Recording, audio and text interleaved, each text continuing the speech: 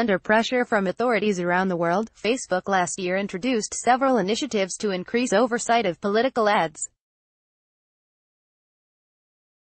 San Francisco, Facebook Inc. told Reuters on Tuesday that it would extend some of its political advertising rules and tools for curbing election interference to India, Nigeria, Ukraine and the European Union before significant votes in the next few months.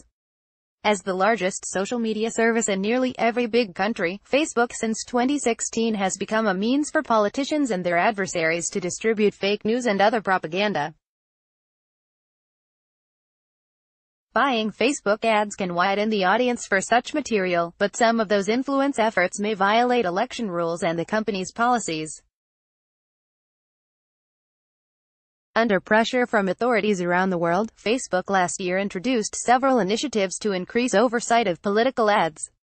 Beginning on Wednesday in Nigeria, only advertisers located in the country will be able to run electoral ads, mirroring a policy unveiled during an Irish referendum last May, Katie Harbath, Facebook's director of global politics and outreach, said in an interview. The same policy will take effect in Ukraine in February. Nigeria holds a presidential election on February 16, while Ukraine will follow on March 31. In India, which votes for parliament this spring, Facebook will place electoral ads in a searchable online library starting from next month, said Rob Leathern, a director of product management at the company. We're learning from every country, Leathern said. We know we're not going to be perfect, but our goal is ongoing improvement. Facebook believes that holding the ads in a library for 7 years is a key part of fighting interference, he added. The library will resemble archives brought to the United States, Brazil and Britain last year. The newfound transparency drew some applause from elected officials and campaign accountability groups, but they also criticized Facebook for allowing advertisers in the United States to obfuscate their identities. The Indian archive will contain contact information for some ad buyers or their official regulatory certificates. For individuals buying political ads, Facebook said it would ensure their listed name matches government-issued documents. The European Union would get a version of that authorization and transparency system ahead of the bloc's parliamentary elections in May, Leathern said. The ad hoc approach, with varying policies and transparency depending on the region, reflects local laws and conversations with governments and civil society groups, Harbath said.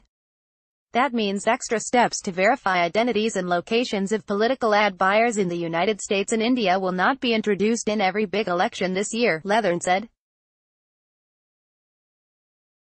In addition, ad libraries in some countries will not include what the company calls issue ads, Leathern said. Facebook's U.S. archive includes ads about much debated issues such as climate change and immigration policy, even though they may not directly relate to a ballot measure. Australia, Indonesia, Israel and the Philippines are among nations holding key votes this year for which Facebook said it is still weighing policies. Leathern and Harbath said they hoped to have a set of tools that applies to advertisers globally by the end of June. They declined to elaborate, saying lessons from the next couple of months would help shape the worldwide product. Our goal was to get to a global solution, Harbath said. And so, until we can get to that in June, we had to look at the different elections and what we think we can do. Other Facebook teams remain focused on identifying problematic political behavior unrelated to ads. Last month, researchers working for a U.S. Senate committee concluded that the Russian government's internet research agency used social media ads and regular posts on inauthentic accounts to promote then-presidential candidate Donald Trump to millions of Americans.